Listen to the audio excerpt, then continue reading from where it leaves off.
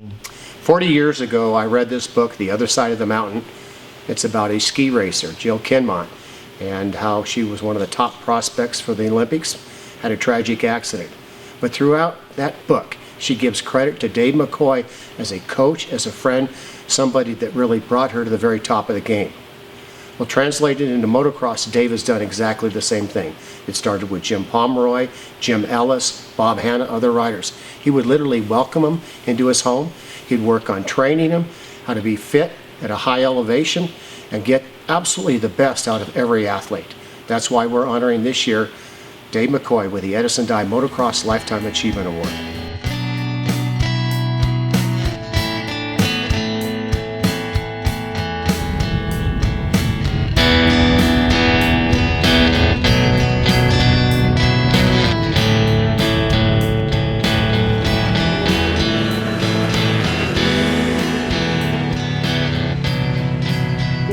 Dave Mccoy, you're being inducted into the Edison Hall of Fame, and I'm honored to be here with you. But I have a couple questions before we start.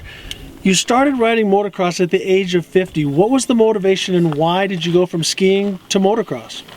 Well, it's different seasons. You got snow or you got sand and dirt. Yeah. Or you got steep mountains down and steep mountains up. The person that you saw ride motocross and you thought, I want to experience that. Boy, that's a good question you ask. I just had a motorcycle and we got out there where we was playing and somebody said they may have races with these things. So I said, well, let's put on a race. Let's have some real fun. So then what year was that? 52 or 3, somewhere right in there. Yeah. You've helped a lot of different riders. You had Jimmy Pomeroy, and to list all the different riders that have come and ride down here in Bishop and stuff like that. But what did you do for them? Because I know that you coached me through my racing. We'll talk about that. But how did you help them with your experience from skiing into motocross? Well, I guess it was just natural. If you played and you got good and had a lot of fun, it's pretty easy to transfer it to somebody else. And considering everybody else is different, so you had different things to choose and say and get and do and go. Yeah. So Dave, I've had the pleasure of getting to know so many of your family, and I had the opportunity to work with you, not just skiing, but we would mountain bike together. I would come down, and you had the ability to pick little things out. Even at the top of my game, you were able to watch me. And when I coach people, I feel what they feel. And is that how you see it? Is that how you translate it? Or do you just pick certain little things? Well, if it's necessary to be little and not much and take some desire of a person to be good, you kind of get his feeling and then just build that up, build it up, and let's go have fun. Let's have fun. We're back to fun again, which is right. But now, I'm going to ask a favor, because when we were skiing on our honeymoon when we were up here, I heard this crazy guy yodeling. And I turned around and it was you. At first I thought it was Davey. Can you still yodel? Oh, I doubt it. You doubt it? You want to give it a try? No, because if I did, my throat would come out with it. You might fly out with it. Oh, there we go. There we go. That's awesome. That is awesome.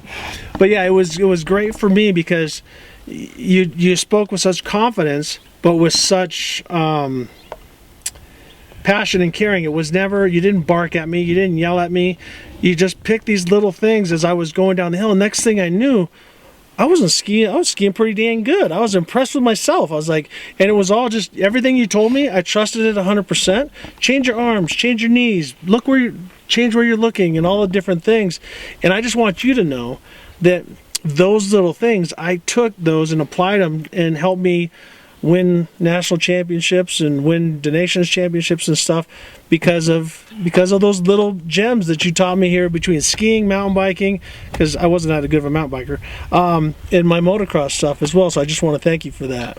Well, you give me a lot of pride too, because when I read the paper and read the finish of some of the races and your name's on top, that makes me feel as good as you feel. So Dave, you not only open your house for me and my son Luke to come up here and ride and have fun, and you coach us and stuff, but the list is so long and distinguished. I'm not going to go into every one, but it started with Jimmy Pomeroy on Bull Tacos, then Jimmy Ellis on Can-Ams, then Bob Hanna on Yamahas and Hondas and stuff like that.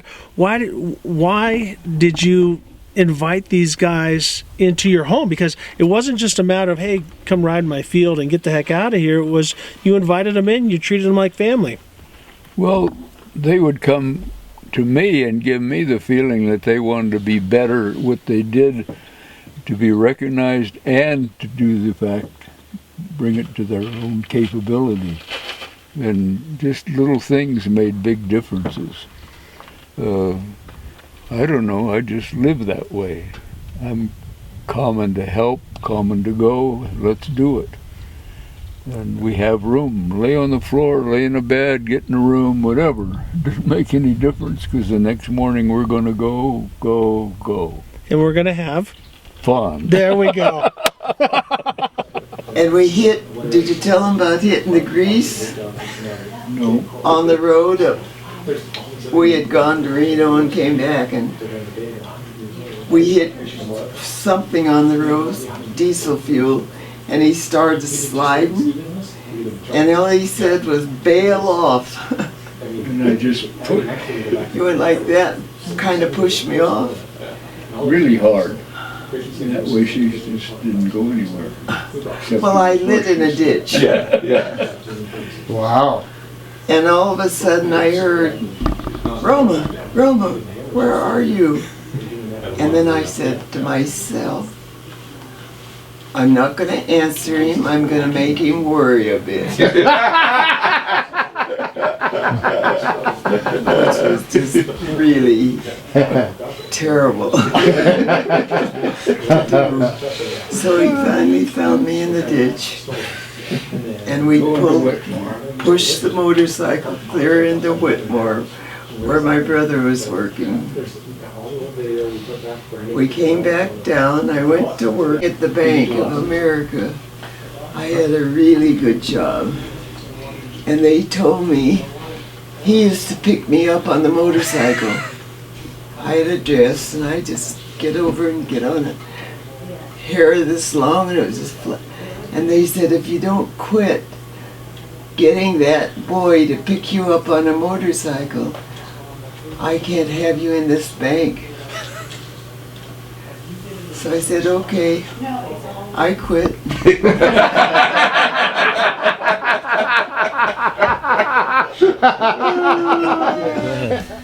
All right, I'd just like to congratulate Dave on this award. It means so much to us that he would put that kind of effort into starting the motocross event and getting that thing rolling and keeping it going for nearly 50 years now, and giving us the leadership and the passion to pass on to us to keep this thing going for that length of time. I can't think of how many people this event has touched, or the amount of families that have had a great vacation because they get to come race Mammoth. It's so amazing what he's handed down to the rest of us. So congratulations, Dave. Thank you so much for everything you've done for us. Grandpa Dave, just want to let you know how proud I am to have grown up here in Bishop and being afforded all the opportunities you've given us over the years, and your inspiration to all of us as kids growing up, teaching us how to be better people, introducing us to the sport of skiing, motorcycles, allowing us to travel and do all the racing we did. It's such a huge part of my life. It's something I've done since 1977, since you gave me my first RM100, to racing all the way through the Dakar. It is my life, it's my passion in life, and I owe it to you with all the opportunities you've given me. On behalf of Glen Helen Raceway and the WUSA World Veteran Motocross Championships, we're very proud to present you the 19th year, the Edison Motocross Lifetime Achievement Award.